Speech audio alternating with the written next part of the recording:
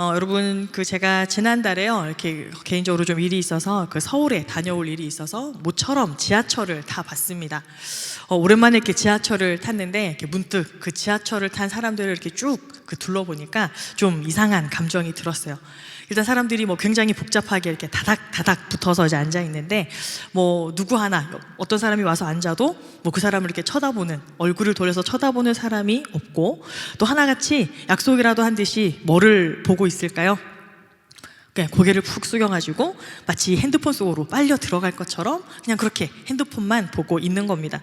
그런데 여러분, 그 핸드폰을 뚫어져라 쳐다보는 그 표정은 또 어땠을까요? 네, 하나같이 무표정하고, 또 그냥 무표정한 것까지는 괜찮은데 이 미간을 잔뜩 찌푸려서 이 스마트폰을 올리는 것도 그냥 올리는 게 아니라 이 전투적으로 화가 난 듯이 이렇게 튕기듯이 울리는 그런 사람들의 그 모습을 보았습니다. 요즘 이렇게 사람들 얼굴을 보면 하나같이 이렇게 왜 이렇게 성난 사람들이 많은지 모르겠어요. 화가 잔뜩 난 그런 얼굴들을 하고 있는 그런 사람들의 모습들이 좀 굉장히 좀 인상적으로 이렇게 남아 있었습니다. 자, 그래서 사랑하는 여러분, 오늘 이렇게 2월의 첫째 주일날 예배를 드리러 나오셨는데요. 우리 사랑하는 여러분들의 얼굴은 안녕하십니까? 자, 제가 늘 여러분들에게 말씀드리죠. 앞에서 여러분들 얼굴을 보면 놀랍게도요, 여러분들의 얼굴 한 사람 한 사람이 다 보여요. 그리고 제가 늘 자주 말씀드리죠. 여러분들의 얼굴을 앞에서 보면 어떻다고요? 굉장히 무섭습니다. 제가 저만 하는 이야기가 아니라 우리 지난주 수련회를 같이 또 말씀 나누셨던 우리 황선혜 목사님께서도 목사님, 정말 그 말씀이 맞는 말이었습니다. 저만 이렇게 생각하는 게 아니었거든요. 자, 우리 사랑하는 여러분, 오늘 우린 지금 예배 드리러 이 자리에 나와 있고, 우리 옆에 있는 이 분들은 그냥 앉아있는 분들이 아니라 정말 함께 예배 드리는 우리 귀한 이 믿음의 동력자들인데요. 자, 여러분들이 지금 할 수 있는 가장 따뜻하고 밝고 환한 미소로 우리 옆에 있는 분들 한 번 더 이렇게 좀 쳐다보시면서 안녕 한번 인사해 볼까요? 자, 안녕하세요. 우리 좀 최대한 좀 밝게 한번 인사를 했으면 좋겠습니다. 네, 자, 또 우리 한 번 더 이렇게 인사해 볼까요? 그래도 교회니까 안녕이라고 하니까 되게 좀 이상하죠. 오랜만에 안녕이라고 하니까. 자, 그럼 한 번 더 샬롬. 자, 한 번 더 인사합시다. 자, 샬롬. 주님의 평안을 빕니다. 아유, 감사합니다, 여러분. 이렇게 좀 표정을 밝게 해야 제가 좀 긴장이 덜 되니까요. 자, 여러분, 사실 아까 제가 아까 말씀드렸지만 요즘 너나 할 거 없이 사람들의 얼굴을 보면 뭔가 잔뜩 이렇게 화가 나 있고 좀 성난 얼굴들이 좀 많은 것 같아요. 그리고 또 우리가 이제 핸드폰을 보면서 어떤 SNS의 글들이나 어떤 커뮤니티의 그런 어떤 글들을 보면 그냥 어떤 한 사람을 그냥 박제해서 그냥 조롱하고 저격하고, 사실 이런 글들이 굉장히 많아요. 그래서 어떻게 보면 많은 사람들이 눈만 뜨면 정말 그런 일들을 하고 살아가는 세상이다라고 해도 과언이 아닐 정도의 그런 모습들을 많이 발견합니다. 우리 심리학에서는요, 이러한 현상들을 확증 편향이라고 이야기를 하는데요, 자신의 기존 신념이나 고정관념과 일치하는 그 정보만 받아들이고 또 그와 반대되는 그런 어떤 정보들은 무시하거나 또 심지어는 이렇게 왜곡해서 해석하는 그런 심리학적인 경향을 가르쳐서 이야기합니다. 조금 더 쉽게 이야기하면 사람들은 요즘 점점 더 그냥 보고 싶은 것만 보고 믿고 싶은 것만 믿는 또 그러한 시대 가운데 살아간다라는 거예요. 그래서 자신이 어떠한 일에 자꾸 이렇게 불편한 일들이 있으면 자꾸 그러한 기사들을 보면서 더 분노의 감정들을 키워가게 된다라는 거예요. 자, 그런데 더 무서운 건 이런 편향되어진 마음들이요, 요즘 이 알고리즘이라고 하는 기술을 만날 때 더 무섭게 나타납니다. 여러분, 필터 버블이라는 말 들어보셨지 않습니까? 요즘 알고리즘이 여러분들의 취향에 딱 맞는 그런 정보들만 자꾸 선별해서 보여줘서 마치 이 비눗방울 안에 갇힌 것처럼 다른 세상의 소리들은 아예 차단되는 현상을 이 필터 버블이라고 이야기를 합니다. 그리고 그렇게 이 버블 안에 갇히게 되면요, 그냥 내 생각과 똑같은 소리만 마치 메아리처럼 들려오는 이런 에코 체인버, 이 메아리 방 같은 그런 상태에 빠져들게 되기도 한다라는 거예요. 실제로 여러분, 예일대에서요, 한번 이렇게 이 브래디 박사가 이끄는 팀이 이런 연구를 했습니다. 이 사람들이 그 SNS에서 어떤 자신의 분노를 이렇게 표출했던 글에 사람들이 좋아요 이렇게 댓글을 달아주고 또 그것들을 공유하면요, 그 사람의 뇌가 훨씬 많은 보상을 받는다라는 거예요. 그래서 사람들이 내가 이렇게 분노를 표출하는 글에 이렇게 반응해주고 좋아해주면 이 도파민이 더 많이 자극돼서 점점 더 매운맛, 마라맛 이런 것으로 그냥 필터 없이 여과 없이 이렇게 분노의 글들을 쏟아내는 과정으로 간다라는 거예요. 근데 언뜻 처음에는 뭔가 어떤 정의감에 불타서 그러한 말들을 하는 것 같고 지적하는 것 같지만 사실 그 이면을 조금 더 들여다보면 결국은 도파민에 중독이 되어서 더 자극적인 그런 싸움의 그런 어떤 현장을 찾아가는 분노 중독자가 되어버릴 그런 위험들이 이 현대에는 많이 있다라는 거예요. 그런데 여러분, 사람들이 그러면 왜 이토록 요즘 많이 분노하고 참지 못할까? 그 이면의 그 밑바닥을 한번 여러분들 생각해 보신 적이 있으십니까?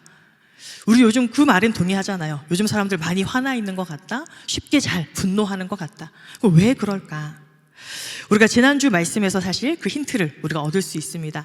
지난주 전도서 4장 1절 말씀을 우리가 보았는데요, 같이 한번 읽어볼까요? 내가 다시 해 아래에서 행하는 모든 학대를 살펴보았도다. 보라, 학대받는 자들의 눈물이로다. 그들에게 위로자가 없도다. 그들을 학대하는 자들의 손에는 권세가 있으나 그들에게는 위로자가 없도다. 사실 그 지독한 비아냥의 시작은 이 전도서 4장 1절이 이야기하는 것처럼 학대받는 자들의 그 눈물이 터져 나온 거라는 거예요. 위로자가 없는 그 부조리한 세상을 향해서 터져 나와야 할 그 처절했던 탄식이 이 필터 버블에 갇혀서 나갈 길을 잃어버리고 오히려 더 날카로운 그런 증오로 변질되어 버린 세상이 지금 이 시대다라고 이야기할 수 있다라는 겁니다.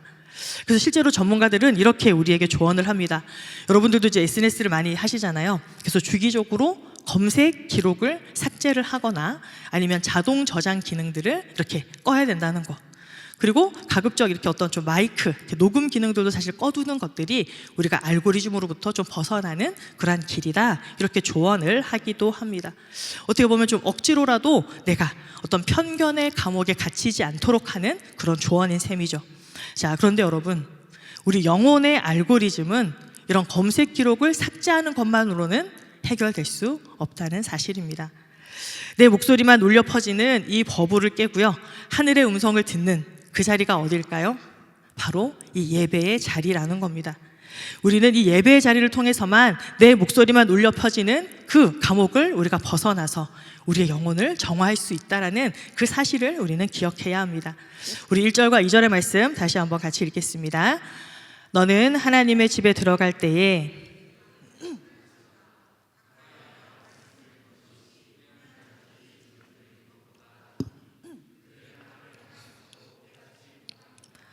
너는 하나님 앞에서 함부로 입을 열지 말며 급한 마음으로 말을 내지 말라. 하나님은 하늘에 계시고 너는 땅에 있음이니라. 그런즉 마땅히 말을 적게 할 것이라. 아멘. 하나님은 하늘에 계시고 너는 땅에 있다. 여러분, 이것은 많은 신학자들에게도 아주 중요한 주제가 되기도 했습니다. 20세기의 가장 위대한 신학자로 불리는 칼바르트가 있는데요, 이 타임즈에도 실릴 만큼 아주 이렇게 유명한 분인데, 이 구절을 통해서 당시 그 인본주의로 흘러갔던 그 신학계의 경종을 울렸던 그러한 신학들을 이야기를 했습니다. 이 칼바르트는 이 구절을 가리켜서 이렇게 이야기를 합니다. 하나님과 인간 사이에는 무한한 질적인 차이가 있다라는 거예요. 무한한 질적인 차이가 있다. 이 말은 무슨 말이냐? 하나님이요, 우리 인간의 인식이나 문화나 우리 종교적인 경험에 갇히지 않는 분이라는 거예요. 그래서 단순히 어떤 능력이 더 많고 어떤 양적으로 크다라는 것을 의미하는 것이 아니라 우리와 하나님은 질적으로 완전히 다른 존재라는 것을 우리에게 이야기하는 구절이라는 겁니다. 그런데 우리는 흔히 하나님을 어떻게 생각하냐면 그냥 내 문제, 내가 지금 갖고 있는 그런 고민을 해결해 줄, 그저 나보다 조금 더 큰 그런 능력을 가진 존재로 생각할 때가 많이 있다라는 거예요. 그래서 자꾸 내 수준에서 하나님을 설득하려고 하고 자꾸만 나의 언어로, 나의 생각으로, 나의 경험으로 하나님 앞에 자꾸 이것저것 따져 물으려고 하는 그런 신앙의 그런 어떤 태도들이 있다라는 겁니다. 그런데 여러분, 하나님은 하늘에 있고 우리는 땅에 있다라는 말을 조금 더 쉽게 설명하면 이렇게 비유할 수 있어요. 여러분, 개미들이 서로 소통할 때 이 페로몬이라고 하는 화학 물질이 나온다는 이야기 들어보셨죠? 자, 그래서 그걸 통해서 뭐 어떤 위험이 있는지, 어느 곳에 먹이가 있는지 서로 이 더듬이를 가지고 그 호르몬을 이제 파악할 수 있다는 거예요.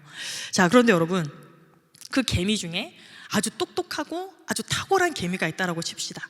근데 그 개미 친구가 저한테 이 페로몬을 아무리 지독하게 뿌려서 얘기한들 제가 그 개미의 말을 알아들을 수 있을까요?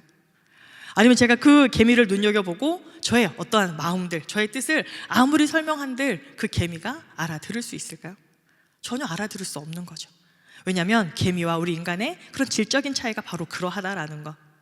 하나님과 우리의 차이 역시도 그러와 마찬가지라는 겁니다.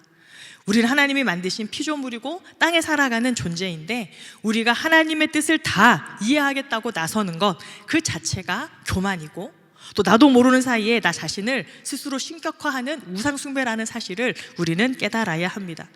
즉 하나님께서 하늘에 계신다는 말은요 그냥 우리랑 멀리 떨어져서 우리와 무관하신 분이다 그것을 이야기하는 것이 아니라 우리가 보지 못하는 인생의 전체의 그림을 하나님께서 다 계획하고 알고 계신다라고 하는 그런 뜻입니다. 여러분들 비행기를 타고 이렇게 하늘로 올라가다 보면 그 아래 이 마을들이 어떻게 보이세요? 그냥 조그마한 이 레고 마을처럼 이렇게 조그만하게 보이는 그런 경험들 여러 번 해보시지 않습니까? 그처럼 하나님의 시선으로 보면 우리는 마치 인생의 전부인 것 같은 그런 모든 문제들도 그저 다 지나가는 문제들이고 그저 작은 문제일 뿐이라는 것. 이 말은 또 바꾸어서 이렇게 이야기할 수 있습니다.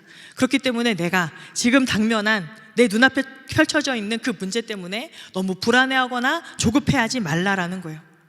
그래서 성급한 말들로 하나님 앞에 이 말 저 말들 아무 말들이나 쏟아놓지 말라라는 것. 그저 안심하고 우리의 말을 줄이고 잠잠하게 하나님 앞에 우리가 안심하고 나와도 된다라는 그러한 뜻이라는 거예요. 이 1절과 2절의 말씀을 유진 피터슨이 쓴 메시지 성경으로 보면 조금 더 차이를 분명하게 우리에게 알려줍니다. 우리 같이 한번 다시 읽겠습니다. 하나님의 집에 들어갈 때는 발걸음을 조심하여라. 그분께 배우겠다는 겸손한 마음을 품어라. 그것이 생각 없이 재물을 바쳐서 우익은커녕 해만 끼치는 것보다 훨씬 낫다. 함부로 입을 놀리거나 생각 없이 말하지 말라. 하나님이 듣고 싶어 하실 말을 어림짐작하여 성급하게 늘어놓지 말라. 내가 아니라 하나님께 주도권이 있으니 너는 말을 적게 할수록 좋다. 하나님은 하늘에 계시고 우리는 땅에 있다라는 말이 하나님께 주도권이 있다라고 하는 이 말이라는 거예요. 우리가 이번 수련회 때에도 그 말씀 여러분들과 함께 나누지 않았습니까? 우리가 하나님을 경외한다라는 말이 바로 그 말입니다. 우리 인생의 그 핸들을 하나님께 온전하게 넘겨드리는 것, 그것이 하나님을 경외하는 방법이라는 거예요. 그래서 여전히 우리가 우리 인생 핸들을 잡고 있으면 어떻게 될까요? 자꾸 말이 많아질 수밖에 없는 거예요. 하나님 이렇게 하고 싶은데요, 저렇게 하고 싶은데요. 하나님 이렇게 하면 어떨까요? 저렇게 하면 어떨까요?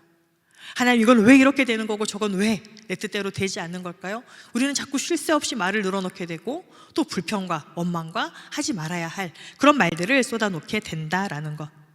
내가 느끼는 부조리한 삶의 그런 문제들을 잔뜩 가지고 와서 하나님 앞에 마치 그냥 고발이라도 하듯이 그 하나님을 설득하면서 내 인생의 계획표대로 하나님께서 좀 결제해 달라고 우리는 자꾸 그와 같은 신앙생활을 한다라는 것. 그런데 사랑하는 여러분, 우리가 예배를 드린다는 것은 어떤 의미라고요? 바로 하나님 앞에 우리 삶의 그 모든 주도권을 드리는 것. 하나님 앞에 우리 인생의 그 백지를 하나님께서 무엇이라고 쓰시든지 그렇게 서명하시도록 내어 드리는 것. 그것이 우리가 이 시간 하나님 앞에 예배 드리는 바로 이 시간인 줄로 믿습니다. 그리고 우리가 잠잠히 우리의 생각과 우리의 경험과 우리의 말을 멈추고 하나님 앞에 이렇게 머물 때 하나님께서 일하시게 되는 줄로 믿습니다. 그래서 여러분 칼바르트는 계속 이렇게 이야기했습니다. 하나님에 관해서 말하기 위해서 인간은 먼저 침묵해야 한다. 하나님은 인간이 도달할 수 없는 빛 가운데 계시기 때문이다. 여러분 이것이 우리가 전도서를 통해서 하나님께서 우리에게 말을 아끼라고 권면하는 진짜 이유입니다. 여러분 혹시 이사랑 통역되나요? 라는 이 드라마 보셨습니까? 저도 지금 이제 재밌다는 이야기를 듣고 이제 시작해 볼까라고 이제 생각하고 있는 드라마인데요. 이 드라마에 되게 좀 흥미로운 설정이 있다고 합니다. 이 주인공, 남자 주인공이 이제 6개 국어를 이제 구사하는 이 다중언어 통역사입니다. 그런데 이 교수님께서 이 주호진, 남자 주인공인데 이야기하는 한 장면이 있는데요. 이제 이런 대사가 있습니다. 교수님이 그 주인공에게 이렇게 물어보는 거예요. 세상에 다른 언어가 몇 개인 줄 아나? 예, 7,100개가 넘는 걸로 아는데요. 땡! 아니야. 세상 모든 사람의 수만큼 있어. 사람들은 다 각자 자기 말을 해. 그러니까 서로 못 알아먹고 거꾸로 듣고 막말을 하지. 자, 어떠세요, 여러분? 세상 모든 사람의 인구수만큼의 언어가 있다. 여러분, 이 말은 이렇게 해석할 수 있을 것 같습니다. 우리가 다 똑같이 한국말을 하고 있잖아요. 지금 저도 한국말을 하고 있고 여러분들도 지금 한국말로 저에게 대답을 할 텐데, 자, 우리가 이 같은 말을 주고받는 것 같지만 실제로는요, 우리가 말을 할 때 저마다 자기만의 이 번역 어플을 돌린다라는 거예요. 저 같으면 이제 정은혜니까 뭐 정은혜 어플, 뭐 정파파고를 스스로 누구 말을 들으면 돌려서 듣는 거죠. 자, 이런 거죠. 내가 남들에게 그냥 독설처럼 때로는 막 무례함을 섞은 그런 말들을 내뱉을 때 나는 이렇게 스스로 생각하는 거예요. 나는 원래 솔직하니까 그래. 나는 악의가 없이 그냥 솔직하게 말하는 거야. 나는 티니까 이렇게 말하는 건데, 내가 말하는 건 다 팩트인데 내가 하는 말이 틀린 거 있어? 내가 말할 때는 이렇게 이야기합니다. 그런데 반대로 남이 나에게 그렇게 쿨한 팩트 체크한다라고 이야기를 하고 티라서 그렇게 나에게 이야기를 한다. 자, 그러면 그건 어떻게 해석해서 들릴까요? 또 꼰대질 하네. 뭔데 나한테 갑질이지? 왜 나를 가르치려고 하지? 이렇게 우리는 듣게 된다는 거죠. 자, 그 다음에 여러분, 우리 약속 시간이 있어요. 근데 내가 약속 시간에 늦어요. 자, 그러면 우리는 보통 뭐라고 얘기를 할까요? 피치 못할 사정이 있어서 나는 약속 시간에 늦었다 이야기합니다. 자, 그런데 상대방이 약속 시간에 늦어서 늦게 나옵니다. 그럼 우리는 뭐라고 생각할까요? 쟤는 좀 기본이 안 돼 있네. 이 시간 약속은 기본인데 왜 이렇게 늦게 나오고 난리지? 쟤는 기본이 안 돼 있어 라고 사실 우리는 그렇게 생각한다라는 거. 여러분 이해하십니까? 똑같은 상황이지만 내 번역기는요, 언제나 나는 그냥 무엇인가 억울한 피해자고 나는 늘 좋은 사람인 것처럼, 우리 상대방은 항상 무엇인가 몰상식한 가해자로 번역할 경우가 많다라는 거. 자, 그런데 여러분, 이 70억이 넘는 인구가 각자의 통역기를 돌리면서 다 자기가 맞다라고 소리를 지르니까 어떻겠습니까? 이 세상에는 탄식과 비아냥과 조롱이 끊이지 않게 된다라는 겁니다. 여러분, 예배는요, 바로 이 엉터리 번역 어플을 잠시 꺼두는 시간입니다. 내 해석, 내 논리, 내 경험, 내 정당성, 이 모든 것들을 다 내려놓고 하나님이 말씀하시는 그 하나님의 음성에 귀 기울이는 시간, 이것이 예배의 시간인 줄로 믿습니다. 하나님은 하늘에 계시고 너는 땅에 있음이니라.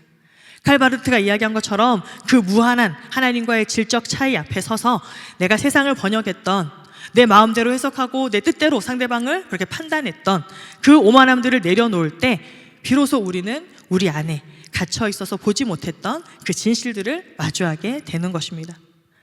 여러분, 철학자 비트겐슈타인은요, 이런 말을 했습니다. 내 언어의 한계는 내 세계의 한계다. 즉 여러분, 각 사람은 그냥 자기가 갖고 있는 그 수준 안에서 자기의 그런 생각의 범주 안에서 말할 수밖에 없다라는 것. 즉 이처럼 내 언어의 한계가 곧 내 세계의 한계임을 우리는 겸손하게 인정해야 한다라는 거예요. 자, 그리고 여러분 또 8절 말씀을 우리 같이 읽어보겠습니다. 너는 어느 지방에서든지 빈민을 학대하는 것과 정의와 공의를 짓밟는 것을 볼지라도 그것을 이상히 여기지 말라. 높은 자는 더 높은 자가 감찰하고 또 그들보다 더 높은 자들도 있음이니라. 여러분, 사람들이 그렇게 계속 분노하고 이런 어떤 이 에코 체인버 안에 그렇게 갇혀 있는 가장 큰 그 동력이 뭐냐면, 이런 세상의 구조적인 부조리를 볼 때 이 마음속에서 그런 분노들이 치밀어 오른다는 거예요. 근데 8절 말씀을 보니까 이미 과거에도 늘 이 세상 가운데 그런 부조리들은 계속 횡행했다라는 것. 그런데 그런 것들을 보고 이상히 여기지 말라 이야기합니다. 자, 이 말은 무슨 뜻이냐? 이상히 여기다라고 하는 그 원어의 뜻은 공포에 질려서 마비되다라고 하는 뜻이 있습니다. 즉, 여러분, 우리도 이 세상에서 쏟아지는 많은 뉴스들을 보면요, 야, 세상이 어떻게 되려고 그러나? 앞으로 우리는 어떻게 살아갈까? 사실은 그런 부조리한 소식들을 보면서 야, 하나님이 계신데 어떻게 이런 일들이 일어날 수 있지?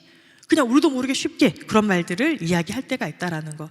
그러면서 나도 모르는 사이에 신앙적인 영적인 마비 상태로 빠져들 때가 있다라는 거예요.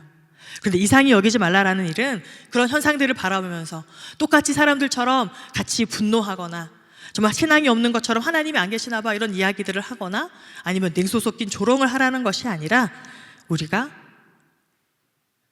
하나님과 정말 우리가 그렇게 영적인 마비 상태에 빠져들지 않도록, 이런 일들이 늘 있는 일이구나, 늘 경각심을 가지는 것, 그것이 중요합니다.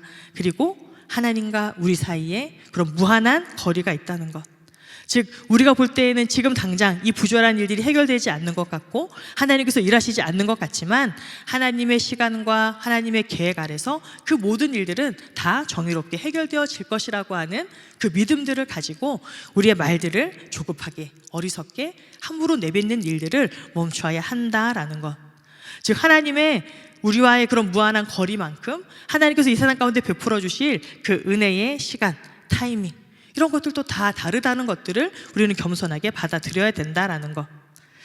또한 여러분, 하나님과 나 사이에 이런 질적인 차이가 있다는 말이 또 어떠한 의미가 있습니까? 특별히 우리 청년의 시기를 살아가다 보면 여러분들이 새롭게 도전해 나가야 하는 그런 많은 이 삶의 과정들이 있죠. 우리 또 이제 금방 이 청년 드림에 올라온 우리 공실 또래들은 또 새로운 이 대학 생활을 이제 시작하고 또 준비하는 그 과정 가운데 있습니다. 또 우리 이청질도 또 다른 어떤 배움의 길들을 더 찾아가야 되는 경우들도 있고 또 취업의 문턱을 넘어야 하는 경우들도 있고 또 이직을 해야 되는 그런 경우들도 있습니다. 또 그 과정 가운데서 사람들과 이 겪는 또 수많은 그런 갈등들도 우리 안에 있을 수 있습니다. 그런데 그것들이 내 계획대로 내 뜻대로 내 시간대로 되지 않는다라고 해서 그냥 우리 마음대로 쉽게 포기하고 마침표를 찍는 일들을 우리는 멈춰야 한다라는 것. 내가 볼 때는 내가 실패하는 것 같고 내 인생의 좌절의 시기 같은 그 시간들이 하나님께서 나를 단련시키는 그런 쉼표와도 같은 시간임을 우리는 인정해야 된다라는 거예요. 사랑하는 청년 여러분, 하나님께서 잠시 쉼표를 넣어두신 그곳에 마침표를 찍지 않으시기를 축복합니다. 비록 내가 볼 때에는 이 시간들이 너무 더딘 것 같고 이 시간들이 내 인생에서 어떤 실패의 시간들처럼 느껴진다 할지라도 하나님께서 여전히 나를 선하게 붙드시고 있음을 믿음으로 기억하시고 우리가 쉽게 포기하거나 내 인생은 여기서 끝이야, 그 관계는 그냥 끝났어, 내가 절대로 회복할 수 없어, 그렇게 속단하지 않아야 된다라는 것. 여러분, 포기라는 말도요, 우리가 조금 더 곰곰이 생각해 보면 그 모든 일들을 내가 결정하고 정리하겠다라고 하는 내 교만이 담겨있는 말이라는 거예요. 그래서 우리가 포기 대신 우리가 신실하신 하나님을 신뢰하면서 온전히 하나님 앞에 모든 것들을 내어 맡길 수 있는 저와 여러분이 될 수 있기를 축복합니다. 내가 찍어버린 그 마침표를 지우고 하나님의 쉼표를 우리가 겸허하게 받아들이는 것, 그것이 하나님께 이 주도권을 드린 예배자가 살아가는 삶의 자유이고 여유인 줄로 믿습니다. 여러분, 그렇게 할 때 내 뜻대로 안 되면 다 끝장이라고 하는 그런 불안의 감옥, 그런 교만에서 벗어나게 되는 것입니다. 여러분, 오늘 9절 말씀을 보면요, 또 재미있는 이야기 9절이 있습니다. 땅의 소산물은 모든 사람을 위하여 있나니 왕도 밭의 소산을 받는다. 왕도 결국 밭의 소산을 받는다는 말은 무슨 말입니까? 왕도요, 아무리 그 화려한 삶처럼 보이지만 결국은 하나님이 허락하신 그 하루의 양식으로 그냥 새끼 음식을 먹으면서 그렇게 살아간다라는 거. 그런데 우리는 자꾸만 다른 사람들과 끊임없이 비교하면서 내 삶을 스스로 더 초라하게 만들기도 하고 내 삶을 조금 더 낮은 그런 어떤 상태로 우리가 내 삶을 그렇게 놓아버리는 그런 때가 있다라는 거예요. 그런데 사랑하는 여러분, 이 예배의 자리는요, 그냥 우리를 어떤 허황된 구름 위로 띄워놓는 그런 시간이 아닙니다. 오히려 이 예배의 자리는 우리를 더 현실 가운데 치열하게 살아갈 수 있도록 우리의 눈을 밝게 밝혀주는 그러한 자리입니다. 그래서 사랑하는 여러분, 우리가 이 예배의 자리를 통해서 하나님께서 우리에게 들려주시는 그 음성에 귀 기울이는 그런 훈련들을 해 나가야 합니다. 그리고 여러분, 진정한 예배는 이 예배당 안에서 드려지는 예배뿐만이 아니라 이 예배가 끝난 다음 우리가 저 예배당 문을 열고 나가서 우리 삶에서 우리의 현장 가운데에서의 그 일주일의 삶 역시도 하나님께서 우리를 지켜보시는 그런 귀중한 예배의 자리가 된다라는 거예요.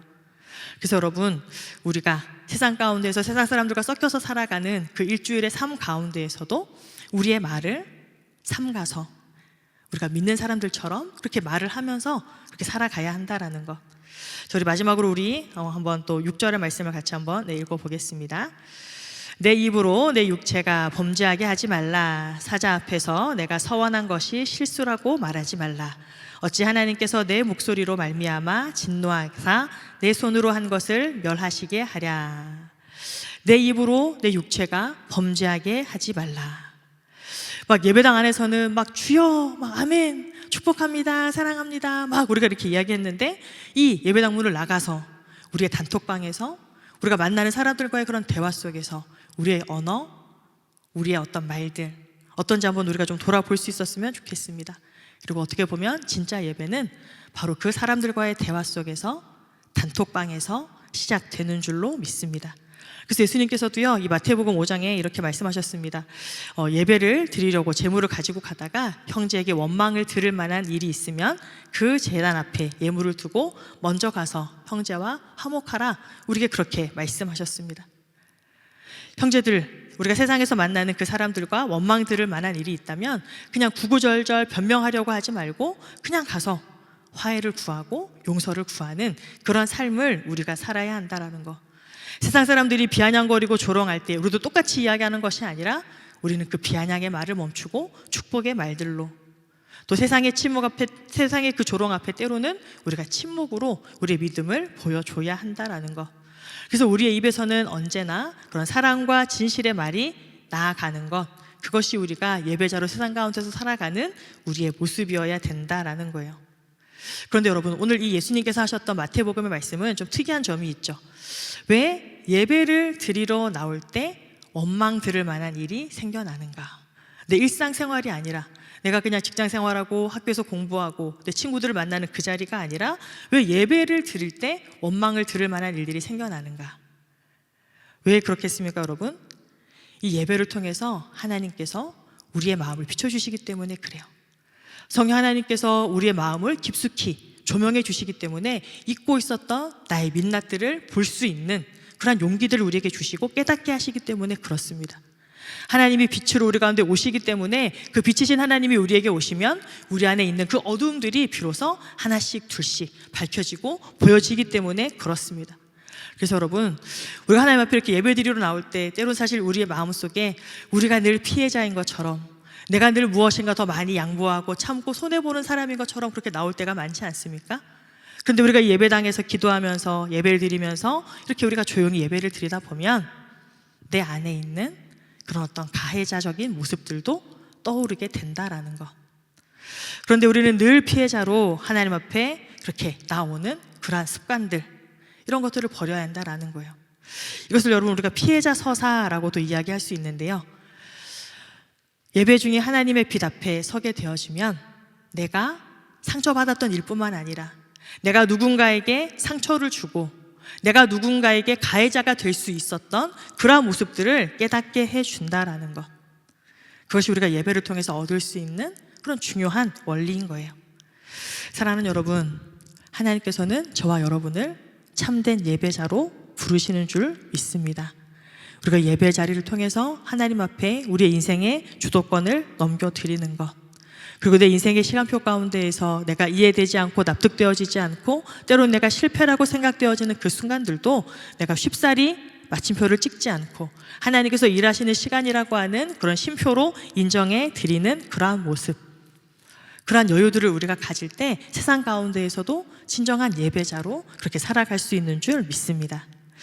여러분, 이 독일의 신학자 이 보네퍼 목사님은요, 그 옥중 서간이었던 저항과 복종에서 이렇게 말씀하셨습니다. 교회는 타인을 위해서 존재할 때에만 교회이다.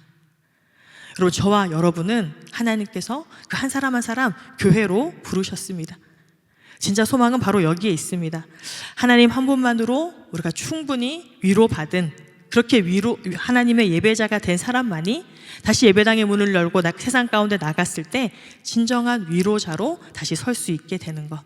그렇게 할 때 교회로 부르신 우리가 세상을 위로하는 그 위로자의 사명들을 감당할 수 있게 되는 것입니다. 여러분, 우린 전도서를 통해서요, 잘 사는 인생이 어떠한 인생인지를 지금 하나씩 둘씩 배워가고 있습니다.